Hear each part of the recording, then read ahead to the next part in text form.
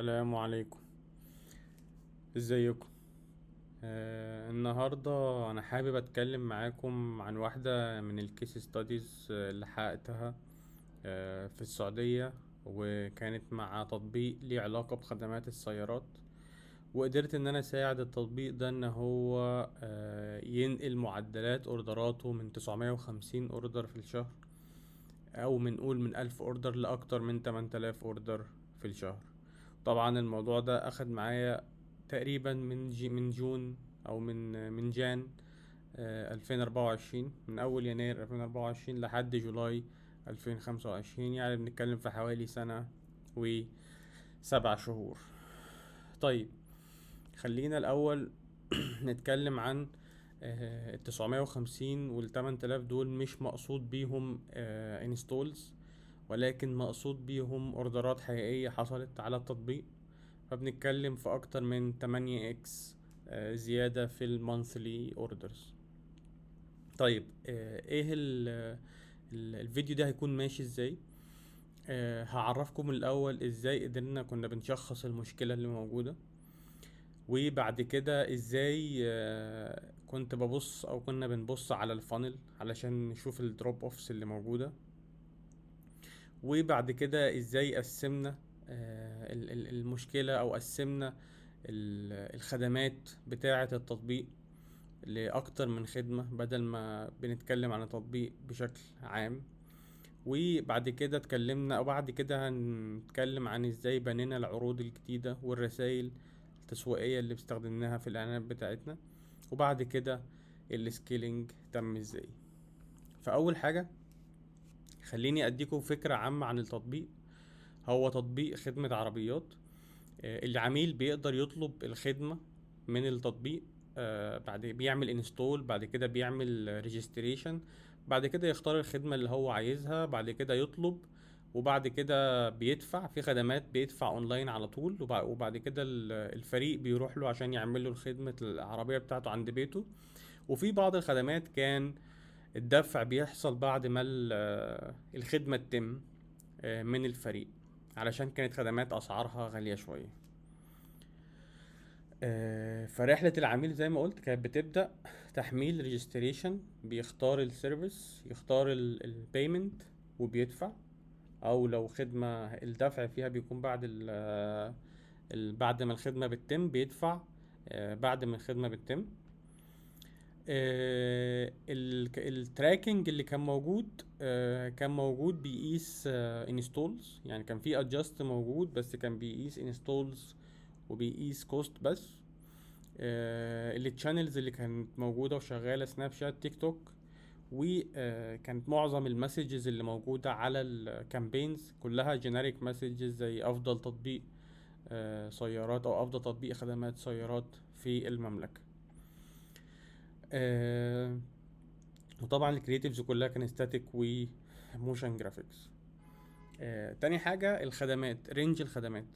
الخدمات كانت بتتنوع من اسعارها من 30 ريال لحد 3000 ريال، وده كان عامل تنوع كبير جدا في الايكونومكس بتاعت كل خدمة. يعني ما ينفعش نعامل الخدمة السي بي اي او الكوست او الكاك بتاع الخدمة بتاعت 3000 ريال زي الخدمة بتاعت 30 ريال.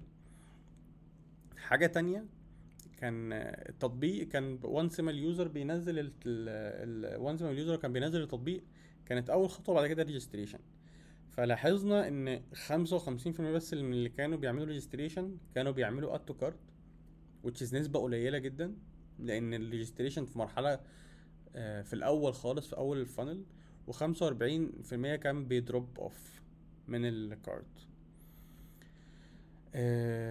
الحاجات اللي لاحظناها، اولا الويك تراكنج. ده المشاكل اللي شفناها، الاوبتمايزيشن جول، الرونج اوبتمايزيشن جولز. معظم الكامبين كانت بتوبتمايز على انستولز. الفانل فراكشن العالي، زي ما قلت 45% كانوا بيطيروا من الريجسترد يوزرز. والايكونومكس بتاعت كل خدمة مقارنة بالتطبيق، او مقارنة بالخدمة مثلا 30 ريال، مقارنة بالخدمة ب 3000 ريال. وطبعا الجينيريك مسج. خليني كده اوريكم شكل المشكلة من ادجاست. لو بصينا ده كان اول شهر، كان بيعد انستولز بسيطة وكوست بس، مفيش اي حاجة تانية ولا ريجستريشن ولا اد تو كارت ولا اي حاجة تانية ما كانت موجودة بتتعد. طبعا ما كانش فيه برضو كونفيرم اوردر، ما كانش بيعد اي حاجة خالص. فدي كانت اول مشكلة، موضوع ضعف التراكنج، وموضوع زي ما قلت الفراكشن اللي كان موجود في الفانل. طيب، اول حاجة عملنا ايه؟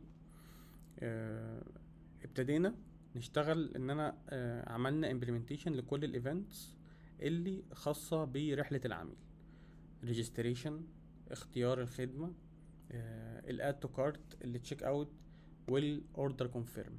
بس كان عندنا تحدي هنا، ان الاوردر كونفيرم كان فيه اوردرات بتدفع قبل ما الخدمة بتروح للعميل، وفي اوردرات بتدفع من بعد لما الخدمة تروح للعميل. فعملنا تو كونفرجنز: اوردر دان واوردر كونفيرم. اوردر دان ده لما الخدمة بتطلب، سواء دفع او ما دفعش.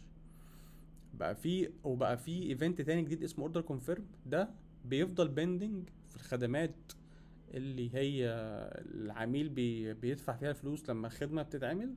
ولما بيدفع، لا، وانس ما الخدمة بتخلص وبيدفع عن طريق لينك معين، الاوردر كونفيرم او الايفنت على طول بيتحول من بيندنج لسكسس. بس ده طبعا كان بيتم عن طريق الباك اند، وكان لانه كان محتاج سيرفر سايد تراكنج. ف بقى كده عندنا الاوردر كونفيرم ده هو الايفنت اللي بيعد كل ما بيمنت سكسس بيحصل. اول ما في بيمنت بيدن، الاوردر كونفيرم ده هو اللي بيشتغل معانا. خليني برضو اوريكم شكل الايفنتس. اول حاجه ده دي الانستولز العاديه، بعد كده الفينش ريجستريشن، بعد كده الاد تو كارت. كل دي الايفنتات الجديده اللي ضفناها، التشيك اوت، الاوردر كونفيرم اللي بكلمكم عليه. وخليني برضو اوريكم شكل الاوردر دان.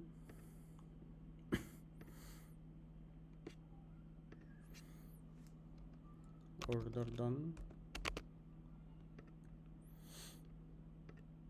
ده كان شكله.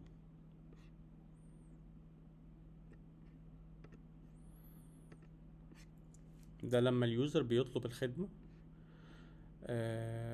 طبعا لان هو هتلاقي فيه خدمات، هتلاقيه اقل لان هو كان بيعد الخدمات، بس الاوردر ده كان بيعد الخدمات اللي هي البيمنت فيها ما كانش بيحصل غير عن طريق الخدمة. انما الخدمات اللي كانت على طول الدفع بيحصل فيها على طول من الابليكيشن قبل ما يروح للعميل، خلوه على طول كانت بتسجل على الاوردر كونفيرم. كل بقى الخدمات كانت موجودة: تغيير البطارية، تلميع السيارة، غسيل السيارة، كل الخدمات. ده اختيار كل الخدمات قبل ما اخش على صفحة الخدمات. خدمة تغيير الزيت، خدمة تغيير التاير او الاطارات، وخدمة السبير كارت او السبير بارت، يعني قطع غير السيارات، شراء قطع غير السيارات. فدي اول حاجة عملناها، ان احنا عملنا سيت اب للايفنت علشان تماتش مع الفانل بتاعت العميل. تاني حاجة، لو بصينا هنا هنلاقي ان احنا لقينا في اول شهرين او 3 شهور من بعد الامبلمنتيشن للايفنتس، لقينا ان في خدمتين: خدمة الاطارات 1400، لو بصيتوا عليها لقينا عليها ناس كتيرة قوي بتخش تختار الخدمات دي، هي وخدمة غسيل السيارات. وحاجة تانية، كانت الاسعار بتاعها مقارنة باسعار السوق كانت اسعار كويسة. فده خلانا نعمل ايه علشان نعلي من معدل الكونفرجن ريت. يعني اسعارهم كانت تنافسية بالنسبة لاسعار باقي التطبيقات في الوقت ده يعني. فده خلانا نعمل ايه، خلانا نروح نعمل ان في الهوم بيج بعد ما اليوزر بيعمل فينيش ريجستريشن، طلعنا له بانر في الخدمتين دول، لان الخدمتين دول هم اللي عليهم الطلب الاكبر، هم اللي عليهم الناس بيشوف اسعارهم كويسه، فبيبدا يأكواير او يبدا يأتراكت مور نيو يوزرز. فده ساعدنا ان احنا ننقل ان الاد تو كارت من ريجستريشن وصل من كنا بنتكلم في 55% لأولموست وصلنا ل75%. في شهر زي هنا وصلنا لأولموست 75% من اليوزرز اللي بيعملوا فينيش ريجستريشن ان هم بيروحوا للاد تو كارت. بعد كده اشتغلنا على ان احنا كل ايفنت كان ليه كل يعني سيرفيس كنا بنعملها لوحدها كانها ابلكيشن. يعني بنراقب اليوزرز اللي بيخشوا على كل سيرفيس، بنراقب اليوزرز، بنحسب لها الكاك الخاص بيها لوحدها، بنحسب لها الصرف اللي بيتصرف على كل سيرفيس علشان نطلع تكلفة التحميل وتكلفة والكاك بتاع كل سيرفيس مقارنة بالاربو او ال LTV اللي العميل بيدفعها لكل سيرفيس. وطبعا نفس الكلام ده بقى كان بيتحقق في المسج بتاعتنا. عملنا عرض جديد علشان نأكواير بيه نيو يوزرز، الا وهو عرض الغسيل. خليناه من 19 ل 23. ده كان يعتبر سعر منافس جدا في السوق. كان هدفنا ان احنا هنا نجيب اكبر عدد من النيوزرز، واليوزرز دي كان بيشتغل عليهم CRM جيرني. يعني وانس ما بيحمل التطبيق بيفضل داخل في جيرني، نعرف منه اخر مرة عمل غسيل امتى للعربية، نعرف منه اخر مرة غير زيت امتى، نعرف منه اخر مرة غير بطارية. بحيث كان بيبعت له مسجز واتساب وبوش نوتيفيكيشن على مواعيد اللي هيعمل فيها اللي قربت فيها صيانة عربيته. فده ساعدنا جدا نعلي الكونفرجن ريت ونعلي ال LTV بتاع اليوزرز دي بحيث ما نبقاش بنخسر فيهم.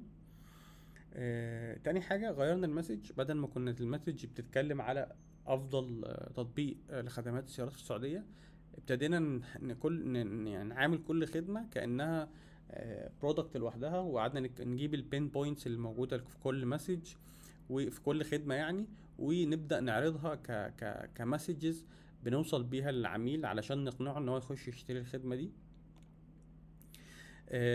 حاجة تانية، ابتدينا الكامبينز بتاعتنا بدل ما خلاص بقى بقينا بدل ما كانت كل الكامبينز شغالة على الانستولز بس، ابتدينا بقى نشتغل على الايفنت الجديد اللي هو confirmed order، اللي هو لما اليوزر بيعمل payment success بس بيسمع. فبقت خلاص معظم الكامبينز ابتدينا نشفت البادجت عندنا من الكامبينز، بدل ما بتشتغل على انستولز بقت بتروح على conversion sales او اب conversions على الايفنت ده. كل ماتريكس، كل هايبوثيسز او حاجه كنا بنعملها كنا بنتوقع تغيير في مترك معين. يعني مثلا لما كنا بنغير المسج بتاعتنا بدل ما كانت هي جينيريك مسج وخليناها خاصه بكل خدمه، فهنا كنا بنراقب الكونفيرمد اوردر والكاك بتاعنا ايه اللي حصل فيه. بدل ما كنا بنجيب ناس عامة وبيخشوا مش عارفين يعملوا ايه في التطبيق او لا فاهمين التطبيق ده بيعمل ايه بالظبط وبيتوهوا، فابتدينا نشوف تأثير ده على الكاك بتاعنا عامل ازاي. بعد ما عملنا العرض بتاع الغسيل السيارات ابتدينا نراقب الكاك بتاعنا في الغسيل السيارات ابتدى يقل ازاي. وطبعا مع CRM جيرنيز معدل الناس اللي كانت بتيجي دي بنقدر نجيب منهم تاني قد ايه علشان ما نبقاش بنخسر في العميل. واخر حاجه لما ابتدينا نعمل اوبتمايزيشن على اللي هو ديبر ايفنتس زي الاوردر كونفيرم اللي انا اتكلمت عليه، كنا بنراقب التحسن اللي بيحصل في الفانل كونفرجن ريت. كل دي حاجات زي ما قلت ساعدتنا، ما كانتش حاجه واحده وما كانتش وان تاسك عملناها فجأة الارقام عليت يعني من 950 لاكتر من 8000 او من 1000 ل 8000 8 اكس. لكن هي كانت مجموعة من الاوبتمايزيشنز اللي حصل من التفكير والاناليسيز اللي كنا بنطلع منه بديسيجنز. فبالتالي ساعدنا ان احنا ناخد قرارات افضل، وساعدنا ان احنا نحسن حاجات كتير قوي اللي خلتنا نوصل من 950 اوردر لاكتر من 8000 اوردر ونسكيل علشان نوصل للرقم ده اللي هو اكتر من 8.4x. فالليسنز بقى اللي موجوده هنا ان اول حاجه الاعتماد على الانستولز بس مش هو ده اللي هيجيب لك الاوتكم اللي انت عايزه. لازم تكون بتشوف الفول جيرني بتاعت العميل بتاعك، مش مجرد يوزر عمل انستول وبعد كده سجل واشترى. لا، لازم تشوف كل حاجه العميل بيعملها جوه الابلكيشن بتاعك. محتاج لو انت سوبر اب او انت ابلكيشن عندك خدمات كتير لازم تعمل كل خدمه كانها منتج خاص لوحده. لا، محتاج تقرا ارقام الماركتينج او محتاج تقرا الداتا بتاعتك بشكل يخليك تطلع قرارات تحسن بيها رحلة العميل على البرودكت. مش معنى ان انت بتجيب انستولز رخيصة معنى كده ان انت بتجيب كاستمر الكاك بتاعه قليل. آه ما تعملش سكيل غير لما انت تكون متأكد من كل حاجة ان انت بتكسب من السكيلينج ده. يعني ما تبقاش انت مثلا بتجيب بكاك عالي واليوزر بيدفع قليل، فانت تقول ده كده وانت يعني لما بتزود البادجت بتلاقي ان انت بتجيب نيو يوزرز كتير بس الكاك عالي، فتقول دي فرصه ان انا سكيل. بس انت اليونت ايكونومكس عندك خربان، فلازم الاول تظبط اليونت ايكونومكس بتاعتك كويس علشان تبدا تكون مستعد للسكيل. فبس كده. يعني هي دي كانت كل حاجة أو كل القصة كلها يعني، من أول ما شفنا المشكلة وبعد كده ابتدينا نشتغل عليها وابتدينا نطلع هايبوثيسز ونجرب، والحمد لله لحد ما قدرنا نوصل بالابليكيشن للرقم ده. خليني بقى انا موريكوش الرقم، خليني اوريك الرقم على adjust. ده كان البداية اهو لما ابتدينا اوردر كونفيرم اهو. كان يعني احنا ابتدينا هنا يعتبر 913 937 944 48 لحد ما وصلنا لآخر جولاي لأكتر من 8645 اوردرز. بس كده. أتمنى تكونوا استفدتوا، وأتمنى كان الشرح مفيد وقدر يوصل لكم المعلومة. ولو في